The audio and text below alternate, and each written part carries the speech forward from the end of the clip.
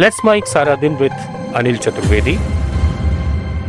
नमस्कार दोस्तों, आज हम इंडिगो के संकट पर चर्चा करेंगे। इंडिगो ने ऐसी एक समस्या पैदा कर दी है जिससे कि हवाई यात्रियों के लिए जो है वो एक अचानक से जो है एक प्रकार से ठहराव ला दिया है इस संकट ने।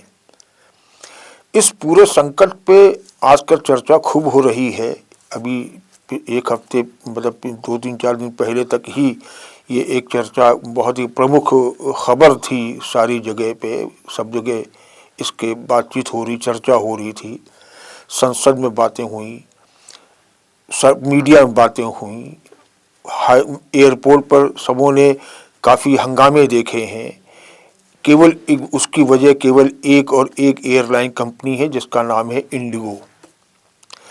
इंडिगो इस समय भारत की अगर एक विमान सेवा का सीन अगर देखें तो स्पष्ट होता है कि इस समय पूरा विमान का सेक्टर जो है, विमान सेवा का पूरा सेक्टर जो है वो मोनोपोली और डिओपोली पे चल रहा है।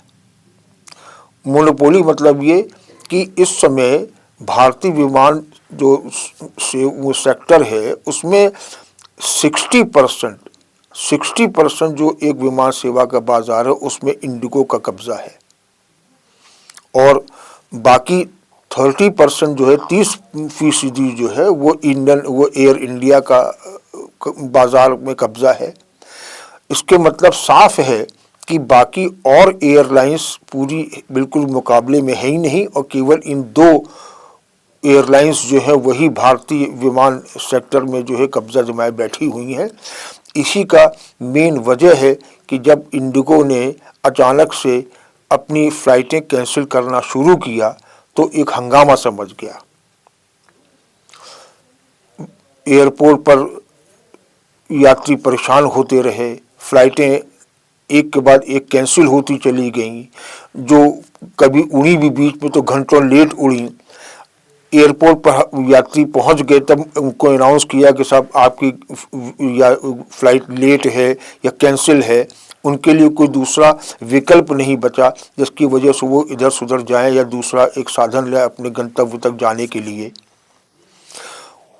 ऐसे में स्थिति एक तो यात्रियों पर संकट की फ़्लाइटें उनकी कैंसिल होती चली जा रही हैं। दूसरा ये कि अगर उन्होंने दूसरे विकल्प चुने बस और ट्रेन के तो उसमें ट्रेन में टिकटें नहीं मिल रही हैं। बसों में, टैक्सियों में किराए इतने ज़्यादा बढ़ा दिए जहाँ पे कि अगर जहाँ जयपुर से दिल्ली का किराया जहाँ 1,000 रुपये हुआ करता था बस या टैक्सी का, तो बस का किराया, वोल्वो किराया 1,000 रुपये को उन्होंने 2,000 कर दिया। टैक्सी वाले जो कि 3 से 4,000 रुपये या 5,000 रुपये वसूलते थे जयपुर से दिल्ली तक का, उन्होंने 12,000, 13,000, 14,000 तक वसूलना शुरू कर दिया।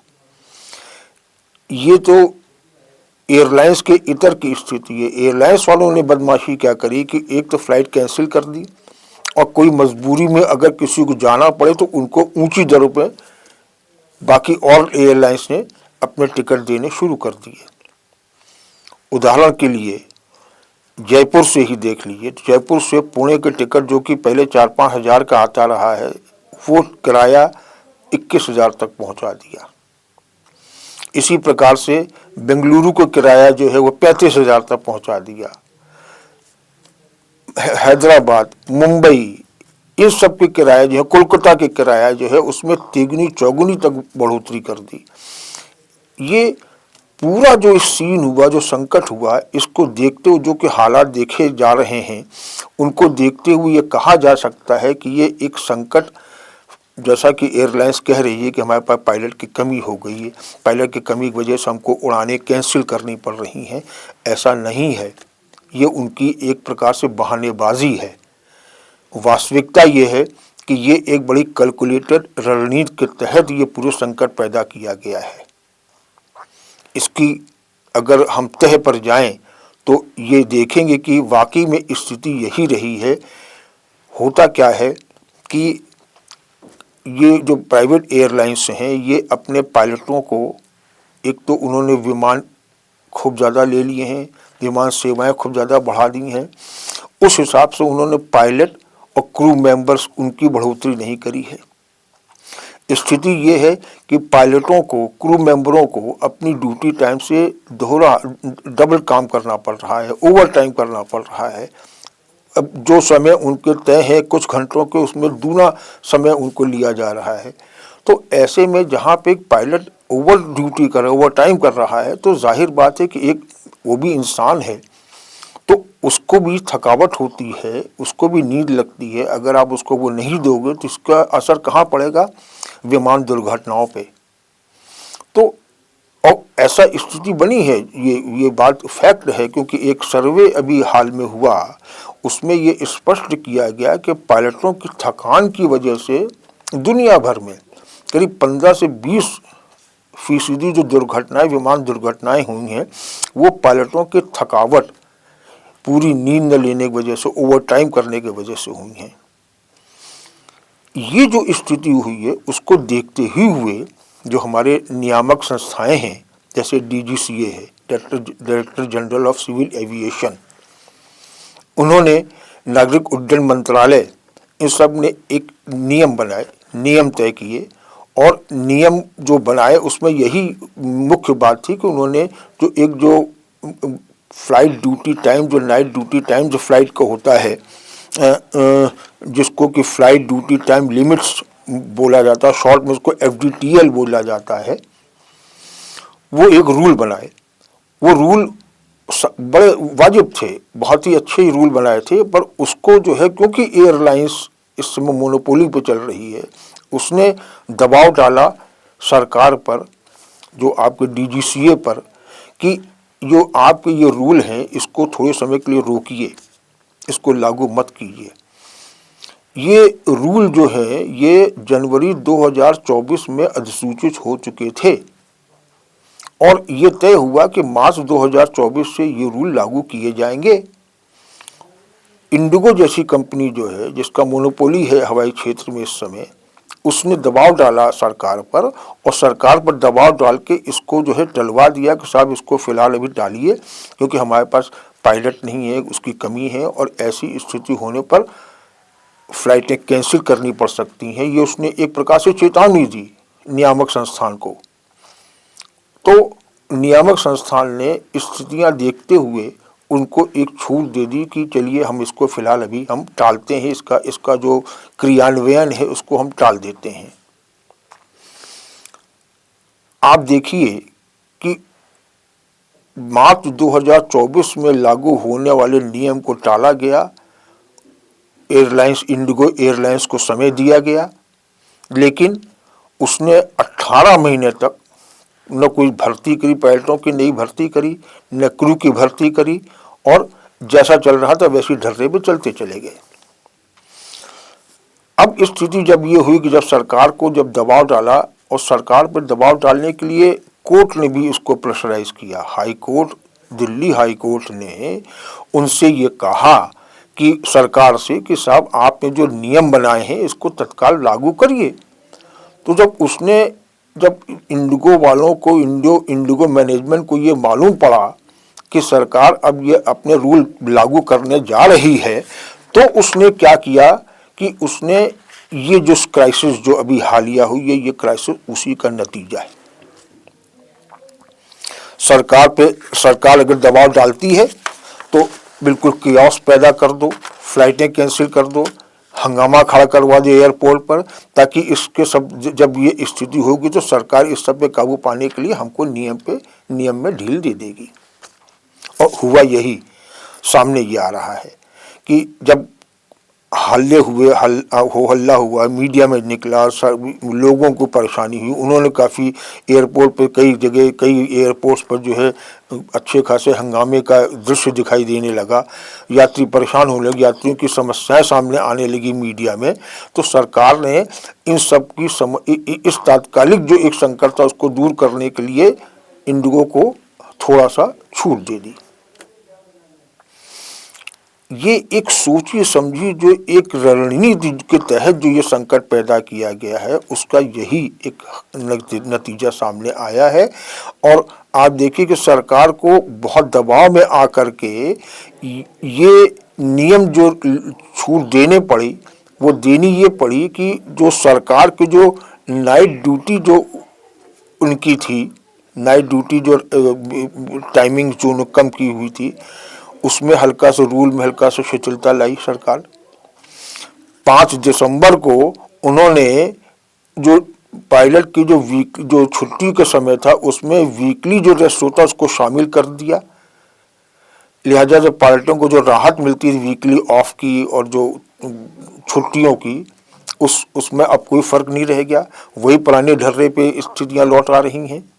ये दबाव के कारण किया गया। सरकार को 5 दिसंबर को ही सरकार ने इसको ढील दी और इसके साथ साथ एक ढील दी कि चलिए हम आपको बाकी जो रूल हैं उनको हम पूरा उसकी तरह लागू करने के लिए, अपना सिस्टम सुधारने के लिए उन्होंने इंडिगो को 5 फरवरी 2026 तक का समय और दे दिया।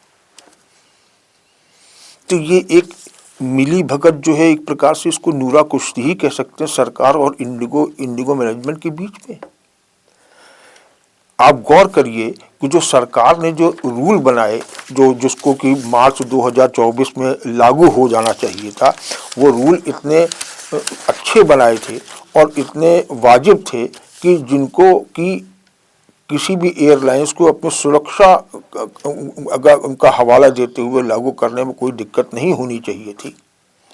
पर अब एक बार आप रूल उसके देखिए, क्या उसके रूल इसके जो बनाए गए थे, FDTL जो इनका बनाया गया था, वो क्या रूल, तो वो देखिए आप। पहले जो साप्ताहिक रेस्ट जो पायलटों को मिलता था वो 26 घंटे का हुआ करता था, जिसको कि नए रूल के तहत नए जो FDTL नियम हैं जो 2024 में अधिसूचित जनवरी में हुए हैं, उनमें इनको जो साप्ताहिक रेस्ट पीरियड था उसको 36 घंटे से बढ़ाकर 48 घंटे कर दिया गया। पायलटों की सुरक्षा के लिए किया गया। दूसरा, नाइट ड्यूटी जो थी, नाइट ड्यूटी जो पायलट करते रहे हैं, वो पहले जो था शाम को 10 बजे से सुबह 5 बजे तक उसको का ये नियम लागू था नाइट ड्यूटी के, जिसका कि नाइट ड्यूटी के आवर्स जो हैं वो बढ़ा करके शाम उसको घटाया, रात में 10 के बजाय 9 कर दिया और रात 9 से सवेरे 5 बजे तक कर दिया, मतलब 1 घंटे की उसमें बढ़ोतरी कर दी नाइट ड्यूटी में। अच्छा, उसके बाद नाइट लैंडिंग, जो रात में विमान चलते हैं उसमें नाइट लैंडिंग जो होती है वो उसको अतिरिक्त सावचेती बरती जाती है और उसको एक बहुत ही एक्सपर्ट पायलट ही उसको ऐसी विमान को नाइट लैंडिंग कराने के लिए सक्षम होते हैं और ये बहुत ही रिस्की एक स्थिति होती है रात के समय विमानों की एयरपोर्ट पर उतारने की स्थिति को। उसके लिए सरकार ने पहले ये पायलटों के लिए अधिकतम 1 सप्ताह में 6 बार नाइट में विमान सेवा करके नाइट लैंडिंग कराने की पहले एक नियम थे, जिसको कि घटा करके सरकार ने केवल एक पायलटों की सुरक्षा को ध्यान में रखते हुए 2 कर दिया अधिकतम, मतलब सप्ताह में केवल 2 बार जो नाइट लैंडिंग वो कर पाएंगे बजाय 6 के। इसी हिसाब से एक ड्यूटी टाइम उनका कर दिया कि नाइट के समय, रात के समय जो ड्यूटी टाइम होता है पायलटों का वो पहले 10 घंटे था, जिसको इन्होंने 10 घंटे ही रखा, लेकिन सर्कुलर टाइम इसका बढ़ा दिया। सर्कुलर टाइम बढ़ाने का मतलब कि उसमें और हल्की सी शिथिलता दे दी और रेस्टिंग स्पेस दे दिया उनको, पायलटों को।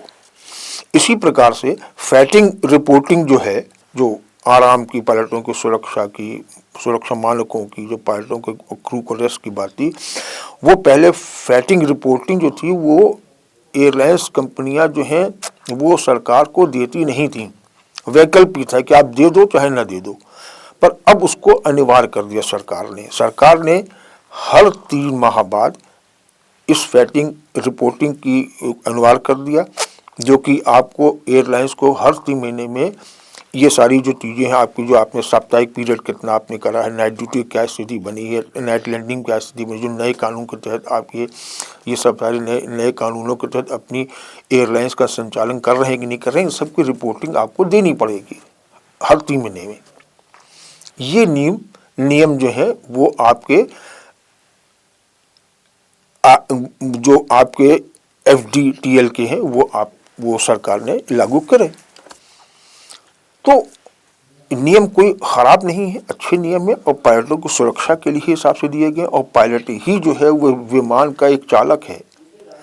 अगर पायलट ही परेशान होगा, थका हारा होगा, तो वो फ्लाइट को क्या उसको फ्लाइट लेके जाएगा और क्या किस प्रकार से वो फ्लाइट को उड़ान भराएगा, लैंडिंग कराएगा। और इससे ये सब कराने से अगर इस दौरान कोई हादसा होता है तो उसका सीधा सीधा असर जो उस पर विमान में बैठे यात्री हैं उन पर पड़ता है, उनकी। और जैसे कि विमान हादसों में देखा गया है कि ज़्यादातर विमान हादसों में जब होते हैं तो सारे के सारे लोग मारे जाते हैं, बचने की संभावना बहुत कम होती है।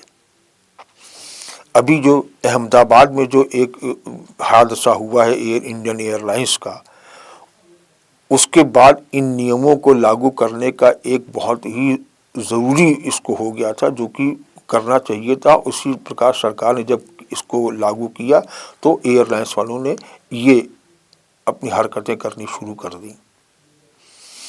आप देखिए कि ये मामला अभी हाल का नहीं है, इसी सालों से चला आ रहा है। 2019 में पायलटों की यूनियन ने ये अपील करी थी कि साहब हम लोग को आराम दो, रेस्ट प्रॉपर कराओ, ताकि तभी हम लोग विमान उड़ा सकेंगे, ले चलेंगे। तो इंडियन एयरलाइंस को कि प्राइवेट निजीकरण है, प्राइवेट कंपनीज हैं, इन्होंने वो नियम नहीं माने। उस मांगों पायलट यूनियन की मांगों की उपेक्षा लगातार करते रहे, तो वो पायलट चले गए हाई कोर्ट में। दिल्ली हाई कोर्ट ने इसको निर्देश दिए DGCA को, director general of civil aviation को, कि आप अपने रूल जो आपने बनाए हैं, ये जो आपके जो रूल बने हैं FDTL के, इनको आप जो है मार्च अप्रैल 2024 में इसको लागू कर दीजिए। और उसी के तहत ये सब लागू करने की अधिसूचना की ये सारी कवायद सरकार कर रही थी, जिसको कि आपने प्राइवेट जो एयरलाइन इंडिगो है इसने एक जानबूझ के कहा जाए या जब दबाव डाल के कहा जाए कि इसको नियम लागू नहीं करवाने दिए। अब जब स्थिति हाहाकार मच गया, संकट पूरा अच्छी तरीके से एक प्रकार से बहुत गंभीर होने लगा, तब उसके बाद आप देखिए कि अब जुगलबंदी देखिए सरकार और इंडिगो की, कि किस प्रकार से इस संकट को दबाने का कोशिश दोनों तरफ से शुरू होगी, जिसके लिए अभी हमने आपसे कहा कि नूरा कुश्ती हो रही है। यात्रियों को आपने 10-10 घंटे, 2-2, 3-3 घंटे आपने यात्रा से वंचित किया। उनके पास टिकट था, वो ऑथराइज यात्री थे, कोई गलत नहीं, अवैध तरीके से नहीं यात्रा करने जा रहे थे वो लोग। उन वैध यात्रियों को, टिकट लिए हुए यात्रियों को आपने यात्रा से वंचित किया। ये यात्रा दोष है।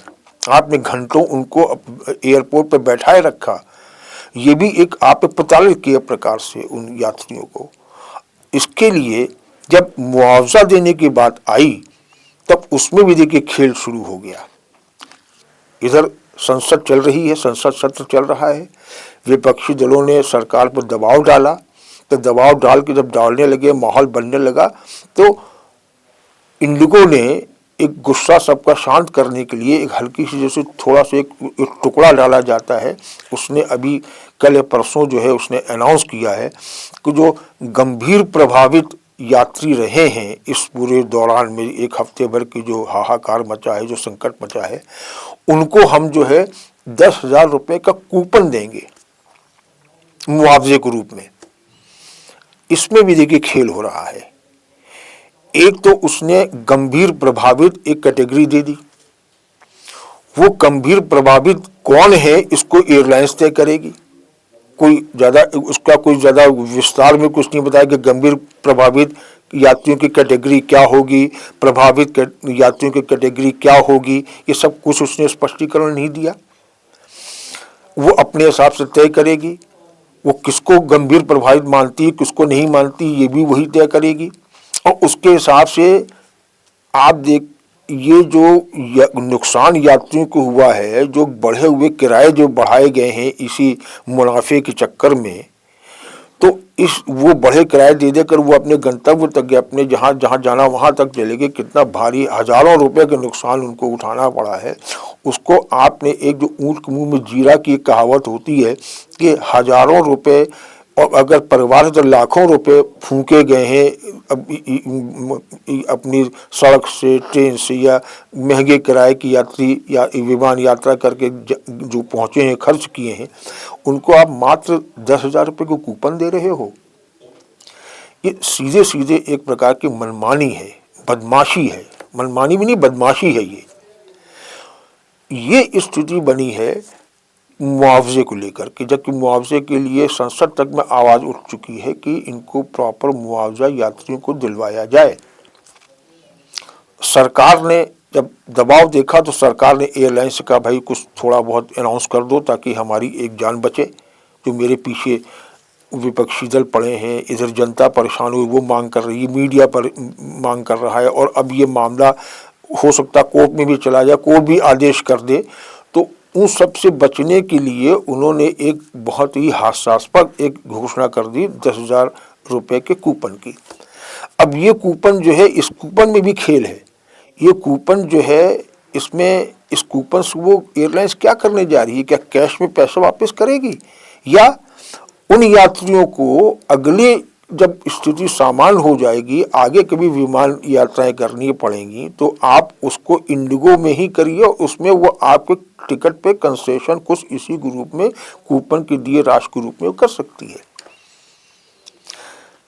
मतलब उसने बदमाशी करी, उसने संकट पैदा करा इंडिगो एयरलाइंस ने, और जब दबाव पड़ा तो मुआवजे के दबाव पड़ा तो उसने हादसास्पद रकम की घोषणा करी, और वो रकम भी वो कैश में नहीं देगी यात्रियों को, वो उसको एडजस्ट करेगी अगली विमान यात्राओं में। संभव है, अभी इसका कोई सादे स्पष्ट कोई निर्णय सामने नहीं आया है। अगर आएगा, पर पूरी संभावना यही है, क्योंकि जैसा पहले भी एयरलाइंस करती रही हैं कि वो अपने आगामी यात्राओं में अपने पैसों की एडजस्टमेंट करती रही हैं, समायोजन करती रही हैं। उन्होंने कभी कैश रिफंड के रूप में बहुत कम ही देने की स्थिति बनाई। हालांकि इस बार सुनाई पड़ा है कि उन्होंने काफ़ी कुछ रिफंड भी किया है पैसा, पर वो कितना किया है ये भी देखने वाली बात। उसने किराया वापस कर दिया, पर वो फ्लाइट कैंसिल करके उसने किराए के पैसा यात्री को दे दिया, पर यात्रियों ने कैंसिल फ्लाइट को लेकर जब दूसरी कोई फ्लाइट में जो अपना जाने की व्यवस्था करी और उसमें उसने जो दुगना चौगुना किराया भरा है, क्या वो रिफंड के रूप में देगी एयरलाइंस? नहीं दी होगी उसने। तो अंततः ठगा तो यात्री ही गया, आम जनता ही गई है, इसमें नुकसान किसी के नहीं हुआ। और इन सब के ऊपर जो कि ये सारा बवेला हुआ, जो हंगामा हुआ, इन सब के ऊपर सरकार का स्टैंड देखिए क्या है। सरकार ये बोल रही है कि हमारा जो है निजी जो प्राइवेट एयरलाइंस हैं उस पर हमारा कोई नियंत्रण बहुत नहीं है, हम लोग उसको बहुत ज़्यादा नियंत्रित, बहुत ज़्यादा कानून के नीचे दबा नहीं सकते हैं। हाँ, अधिकार है हमारे पास। सरकार जो मंत्री हैं, उड्डयन मंत्री केंद्रीय, उनका ये कहना है कि साहब हमारे पास अधिकार सरकार पे है, पर हम बहुत ज़्यादा दबाव या प्रेशर हम इंडियन एयरलाइंस में नहीं डाल सकते, उनकी व्यवस्थाओं पर नहीं डाल सकते। मतलब इंडियन एयरलाइंस जो हैं, जो निजी एयरलाइंस जो हैं, वो मनमानी संकट पैदा करें, संकट पैदा करने के बाद मनमानी किराया वसूलें, और जो नियम सरकार बनाए उसकी पालना न करें, उसको टलवाने का प्रयास करें। ये सारी हरकतें निजी एयरलाइंस करती चली जाएं, पर सरकार के पास उनको नियंत्रित करने का कोई ज़्यादा उनके पास न कानून है, न असर है, न वो करना चाहती। जैसा कि मंत्री महोदय कहते हैं कि निजी एयरलाइंस को नियंत्रित करने का सरकार के पास कोई ऐसा औजार या कोई संस्था नहीं है, या ऐसे कोई नियम नहीं है, या ऐसा हम अनावश्यक रूप से निजी एयरलाइंस को हम लोग इसी प्रकार से कोई नियंत्रित करने का सरकार का कोई इरादा नहीं, न सरकार ये कर सकती है। हाँ, अधिकार साथ में ये भी कहते चले जा रहे कि अधिकार है सरकार के पास सब कुछ करने का, पर हम कुछ करेंगे नहीं। एक सरकार की तरफ से जिम्मेवार मंत्री का ये बयान, इस बयान में के मायने क्या है ये आप समझ सकते हैं। उसने सीधे सीधे एक इशारा कर दिया इंडियन निजी एयरलाइंस को कि आप अपनी मनमानी करो, अपने हिसाब से जो व्यवस्था करनी करो, सरकार आपको ज़्यादा कुछ परेशान या पेनलाइज नहीं करने जा रही है। आपने संकेत दे दिया और एयरलाइंस यही चाहती है कि हम पे ज़्यादा नियंत्रण न रहे सरकार का और हम जैसी मनमानी चाहे वो हम करते चले जाएं।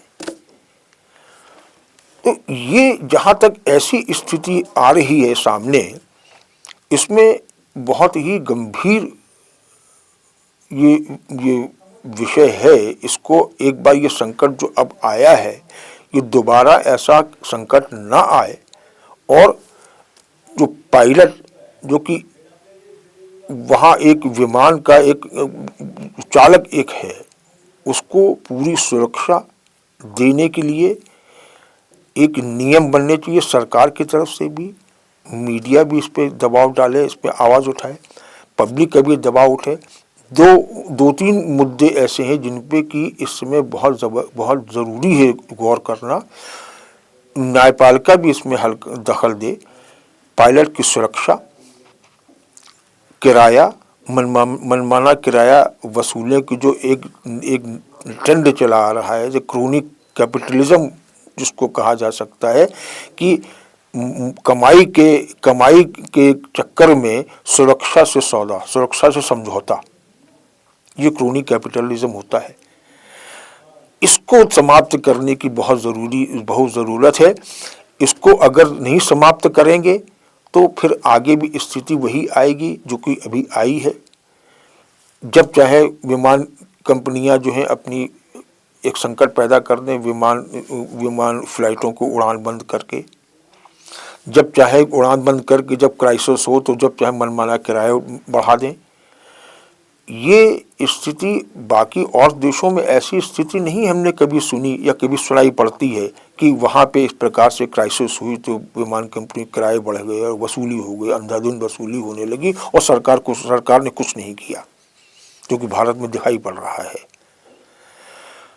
ऐसी स्थिति में जितनी जल्दी हो सके सरकार को, मीडिया को, जुडिशरी को और स्वयं एयरलाइंस जो निजी एयरलाइंस हैं, इनको एक यात्री हित में, जनता के हित में, जो काम करने वाले उनके कर्मचारी के हित में निर्णय लेने पड़ेंगे। और ये निर्णय वो स्वतः लें एयरलाइंस वाले, नहीं ले तो सरकार दबाव डाले, सरकार भी ना करे तो जुडिशरी दोनों को नकेल कसे और जनता और मीडिया की आवाज़ भी उठे। तो हो सकता है कि कुछ आगे ऐसी स्थिति, ऐसा हाहाकार, ऐसी गंभीर संकट न पैदा हो और जो वाजिब किराया है किसी यात्रा करने का वही यात्री चुकाए, उससे ज़्यादा ज़बरदस्ती उसके जेब में डाका डालने की कोशिश न की जाए। यही उम्मीद के साथ हम आज की चर्चा यहाँ समाप्त करते हैं। नमस्कार। आप सुन रहे थे let's mind more than radio. Follow कीजिए हमें हमारे सोशल मीडिया प्लेटफॉर्म्स पर। It's time for news. It's time for more than radio. Presenting the first radio news app, Let's Mic. Let's Mic, a news-based app on your phone where you get to watch and listen news, talk shows, interviews, radio show podcasts. On Let's Mic, you get all relevant information of TV, print, radio, podcast, and digital. Let's Mic talks about every segment of life.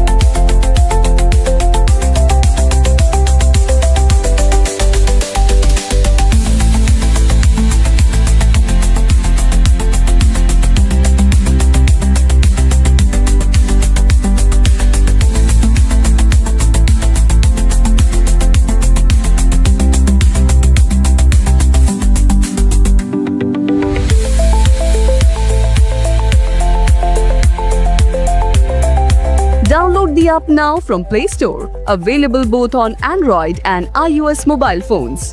Follow us on YouTube, Instagram, Twitter, LinkedIn, Facebook, Telegram, WhatsApp, Snapchat. Let's talk, let's connect, and let's mic.